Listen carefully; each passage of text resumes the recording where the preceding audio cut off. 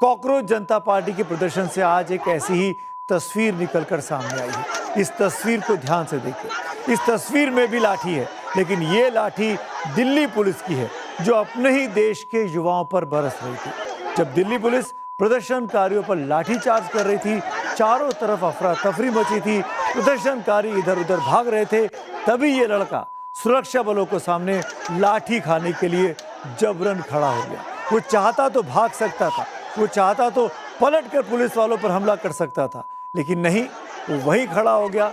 ये ना तो भागा, ना पुलिस के डंडों से डरा, और उल्टा उसके सामने खड़े होकर सुनने लगा, कहने लगा, मारो मुझे। सुनिए जरा।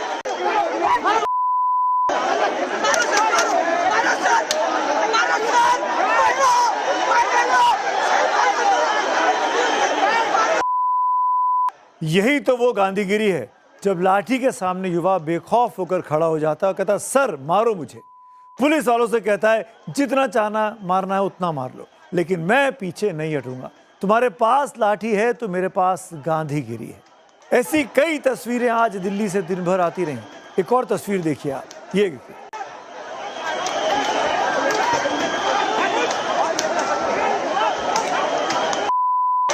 से पुलिस और आरएएफ के जवान लाठियां बरसा रहे थे देश के युवाओं पर।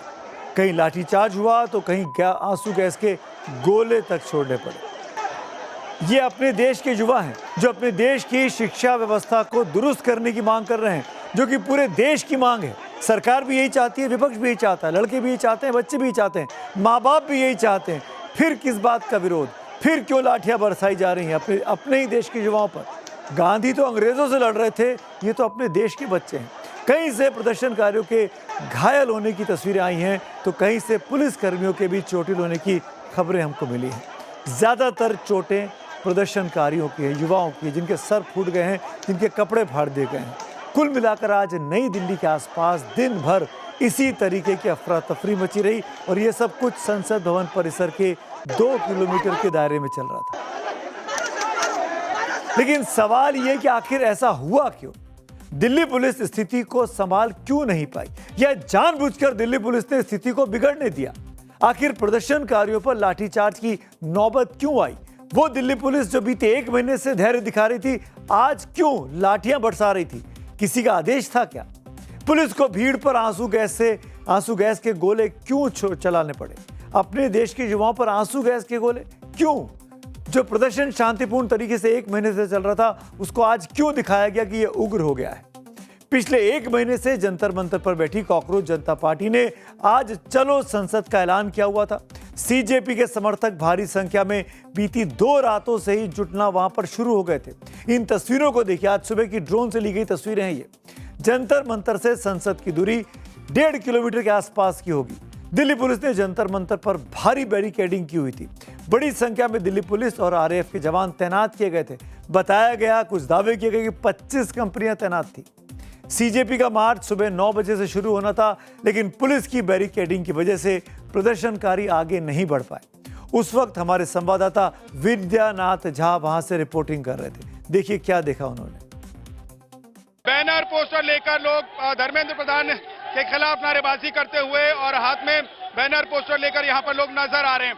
बड़ी संख्या में अब देखिए धीरे धीरे यहाँ पर फिर से छात्रों का जुटना शुरू हो गया है। बैरिकेड लगाकर इन सभी को रोका जा रहा है और इस्तीफे की मांग लगातार हो रही है। धर्मेंद्र प्रधान जो कि शिक्षा मंत्री हैं, उनके इस्तीफे की मांग हो रही है। लड़के बीते 1 महीने से गांधीगिरी दिखा रहे थे, शांतिपूर्ण तरीके से जंतर मंतर पर बैठे थे, सरकार पर दबाव बना रहे थे कि जवाबदेही तय हो, शिक्षा मंत्री की जवाबदेही तय हो, क्यों बार बार पेपर लीक होता है। लेकिन आज इसी गांधीगिरी को एक तरीके से निशाना बनाया गया पुलिस की लाठियों के जरिए। जो दिल्ली पुलिस कल तक सोनम वांगचुक को जंतर मंतर से उठाकर ले जाने पर कह रही थी कि उसने बड़ा शानदार काम कर दिया, 30 सेकंड में 60 सेकंड में चुपचाप उठाया, उनको लेके चले गए, भगा के ले गए, वो दिल्ली पुलिस आज सवालों के घेरे में थी अपने इन्हीं तस्वीरों की वजह से, जब वो लाठियां बरसा रही थी। जब नई दिल्ली जिले में धारा 163 लगी थी, तो प्रदर्शनकारी इतनी बड़ी संख्या में इकट्ठा कैसे हो रहे थे? सब पुलिस की भारी संख्या में तैनाती की गई थी, तो हालात को संभालने में दिल्ली पुलिस कमिश्नर जो कल तक वाहवाही ले रहे थे, नए कमिश्नर, वो आज फेल कैसे हो गए? क्यों पुलिस अधिकारियों की रणनीति संवाद के बजाय सीधे लाठीचार्ज और आंसू गैस पर आकर टिक गई? पुलिस क्या पहले से मन बनाकर बैठी थी कि इन युवाओं पर लाठियां बरसानी है, आंसू गैस के गोले छोड़ने हैं? क्योंकि कल रात को अचानक जंतर मंतर के आसपास से बैरिकेडिंग हटा ली गई थी। वहां जो कैमरे लगाए गए थे सीसीटीवी के, वो भी पुलिस ने हटा लिए थे। क्या दिल्ली पुलिस खुला आमंत्रण दे रही थी कि आप संसद की ओर आगे बढ़ो और हम आप पर हमला करेंगे? क्या ये सब रणनीति का हिस्सा था? क्या पुलिस का खुफिया तंत्र पूरी तरीके से फेल हो गया या जानबूझकर हालात को इस मोड़ तक आने दिया कि इस प्रोटेस्ट को बदनाम कर दिया जाए? पुलिस का दावा है कि प्रदर्शनकारियों की तरफ से उन पर पथराव किया गया था, जिसके जवाब में बल प्रयोग करना पुलिस की मजबूरी हो गई थी। पुलिस ने कहा कि हल्का बल का प्रयोग किया गया है, लेकिन जो तस्वीरें मैंने आपको दिखाई, हमारे कैमरे में कह दूं, क्या वो हल्का बल कहलाएगा? आप खुद तय करिएगा। हालांकि इस तस्वीर में पुलिस वाले देखिए कैसे खुद पत्थर फेंकते हुए दिखाई देंगे। ये देखिए, पुलिस के हाथ में पत्थर हैं और पुलिस कह रही थी कि युवाओं बच्चों ने उन पर पत्थर चलाए। सवाल है कि जिस तरह नई दिल्ली में पल पर पुलिस का पहरा रहता है, सीसीटीवी लगे रहते हैं, संसद भवन में मॉनसून सत्र की शुरुआत होनी है, खुफिया तंत्र इस इलाके में सबसे ज्यादा मजबूत माना जाता है, वहां पत्थर कहां से आ जाते हैं? ये कोई गांव तो था नहीं, कोई ग्रामीण इलाका तो था नहीं जहाँ कोई कच्चा रास्ता और पत्थर पड़े हो। यहाँ पत्थर कहां से इकट्ठे हो गए? इस बीच सोशल मीडिया पर एक तस्वीर और वायरल हुई है, इसको आपको ध्यान से देखना चाहिए। ये ट्रक, पत्थरों से भरा एक ट्रक जंतर मंतर के बाहर खड़ा दिखाई दिया। दावा किया गया दिल्ली पुलिस पर हमला करने के लिए ये पत्थर लाए गए थे, ऐसा कहा गया। लेकिन खुद अभिजीत दीपके ने भी ये वीडियो शेयर किया। दीपके ने पूछा अपने ट्वीट के जरिए कि आखिरकार ये ट्रक जंतर मंतर तक कैसे पहुंच गया, जिसमें पत्थर ही पत्थर भरे हुए हैं। ऐसा कहा गया था दीपके और दीपके की टीम की तरफ से कि उनके इस प्रोटेस्ट को बदनाम किया जा सकता है, उन पर पत्थर बरसाकर, ये कहते हुए कि ये लोग तो पत्थर चला रहे थे। पुलिस अधिकारी ने इस ट्रक को वहां से क्यों नहीं हटाया कल रात को? सवाल ये भी है कि इतना बड़ा ट्रक नई दिल्ली में घुस कैसे आता है, वो कि जब वहां पर तमाम धाराएं लगी हुई हैं।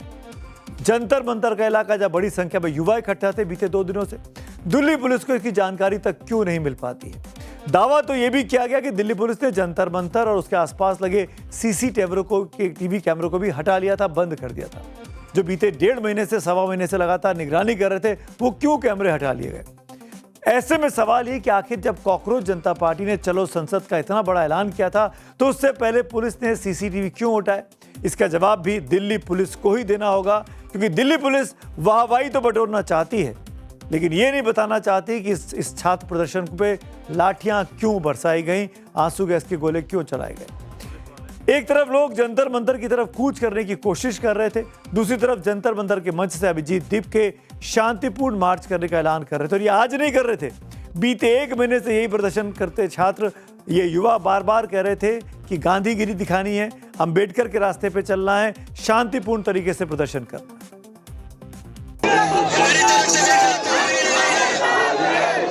कोई गलत हरकत नहीं करेगा, ये हमारी जिम्मेदारी है इस प्रोटेस्ट को, इस मार्च को पीसफुल रखना है।